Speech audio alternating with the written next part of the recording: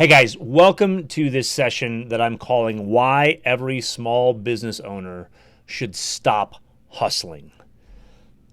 Stop hustling, please. Listen, you cannot go to the gym for 9 straight hours and become physically fit, but spend 20 minutes a day every day for the next month, and I guarantee you're going to see results.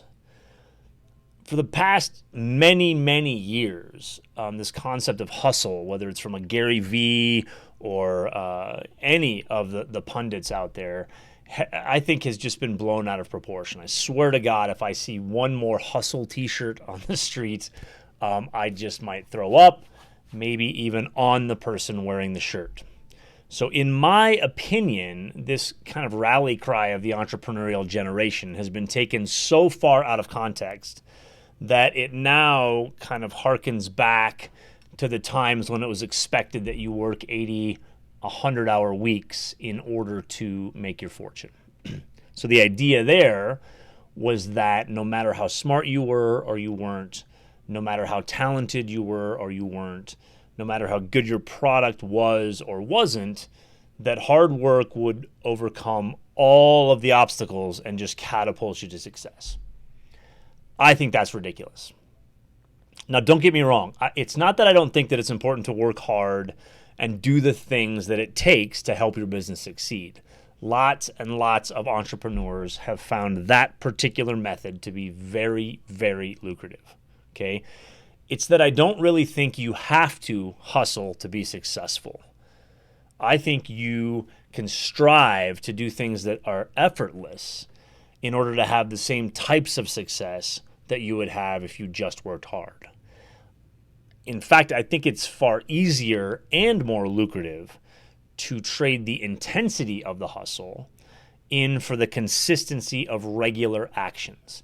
Actions that build on each other over time are far more effective in the long run than that one crazy stretch of heroic effort. Okay? In fact, I think if you have to be heroic, you find yourself in a situation where heroic effort is required, then you've probably royally screwed something else up along the way.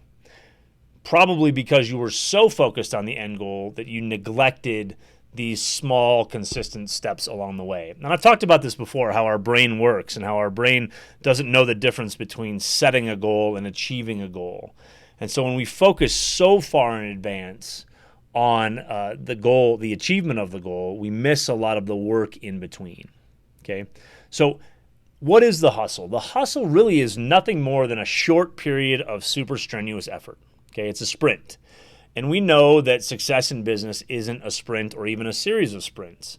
It's hard fought. It's a long effort. It's lots of highs and lows along the way that can't be overcome by willpower alone.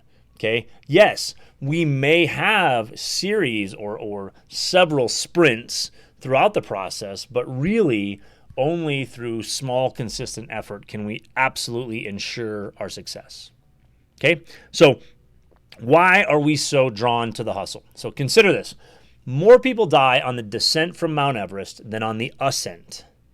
There are, of course, many scientific explanations for this. Climbers on the descent have spent more time in the death zone than those on the ascent. They've worked harder for longer periods of time.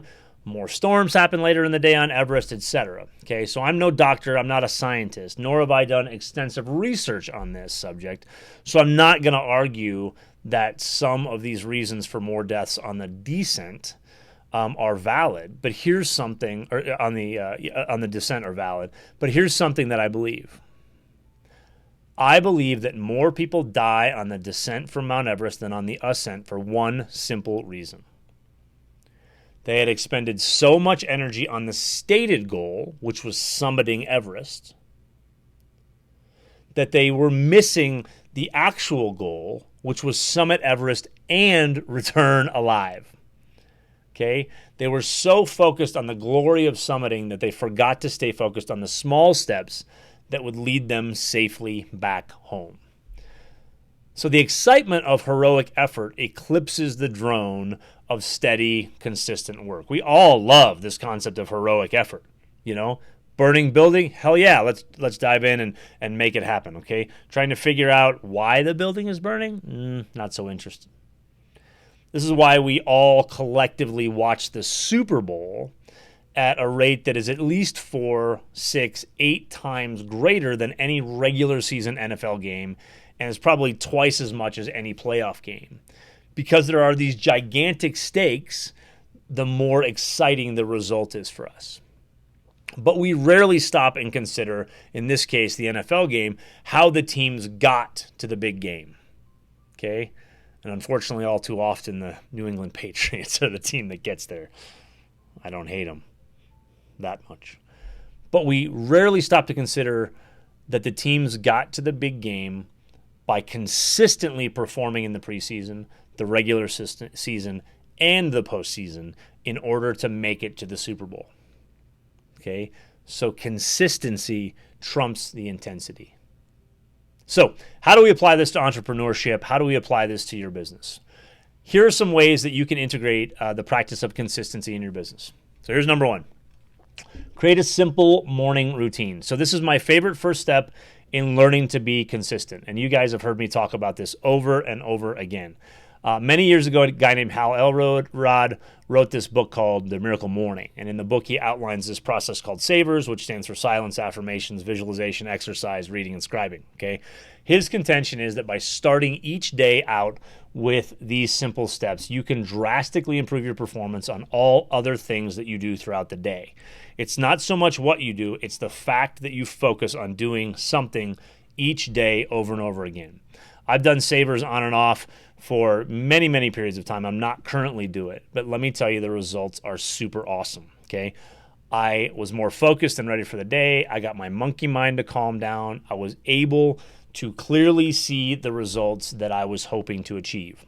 Now, I don't do SAVERS on a regular basis. We've talked about that, but I still have a morning and, in fact, an evening routine that I try to follow each and every day. The idea is to pick a simple, repeatable series of steps that you do the same way every time. You're simplifying and adding consistency. So that's number 1, create a simple morning routine. Number 2,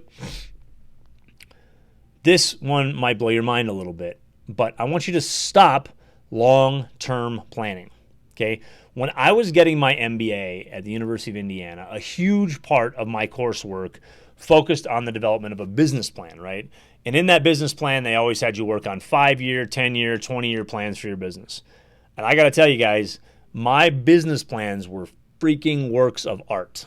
Okay, in 5 years, I'd grow the business to 10 million in sales. In 10 years, we'd merge with another company, probably a Fortune 500 company. And in 20 years, I'd sell the company for a few billion to Jeff Bezos or something silly like that. Okay, these long-term plans or these long-term concepts were great goals to have, but they didn't account for things like changes in the economy, loss of interest, etc.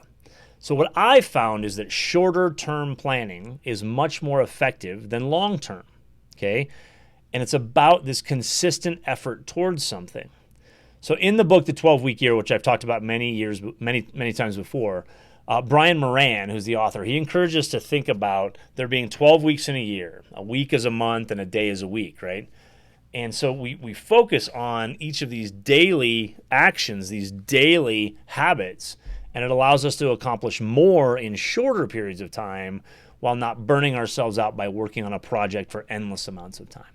So that's number 2. Number 2, stop long-term planning. The third thing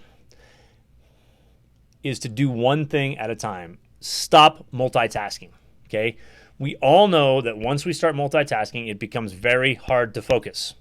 Our brains get rewarded with micro doses of dopamine when we finish small tasks, so we're more apt to seek that reward by working on the easy stuff first because it feels good to complete things, okay? It's just like sticking a needle in our arm, doing these tasks that we can get done quickly. That dopamine dose really encourages us to multitask and to complete small things, okay? But it's a false reward system. So that false reward system keeps us in this feedback loop, okay? We do one little task, then we do another little task, and we just keep getting this little dopamine hit that it makes it harder for us to focus on longer-term wins. So by working on just one thing at a time, our brain settles into this more sustainable pattern of completion, okay? And we're able to move more efficiently to the next project on our lists. So that's number 3, do one thing at a time.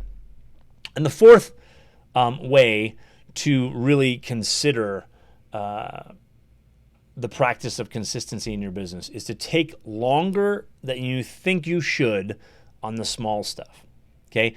I have this client that prides himself on getting things done super quickly and moving on to the next thing. But unfortunately, he's so focused on the next thing that he often neglects the current thing. So he speeds through important meetings with key staff so they can move on to the more urgent task like calling a customer or whatever. So he's moving so fast through the small stuff that he's not completing. So the result is that the important meetings are often totally ruined because there wasn't enough time spent on the agenda to come to the right resolution. So if we take the time on the small stuff to make sure we're actually finishing tasks instead of putting them off for another time, that consistency just ramps up. So those are the 4 ways to add consistency into your routine and to stop hustling. Number 1, create a simple morning routine. It can be anything. Number 2, stop long-term planning and focus on smaller periods of more intense action. Number 3, do one thing at a time. And number 4, take longer than you think on the small stuff. All right, guys, appreciate your time today. I'll talk to you soon.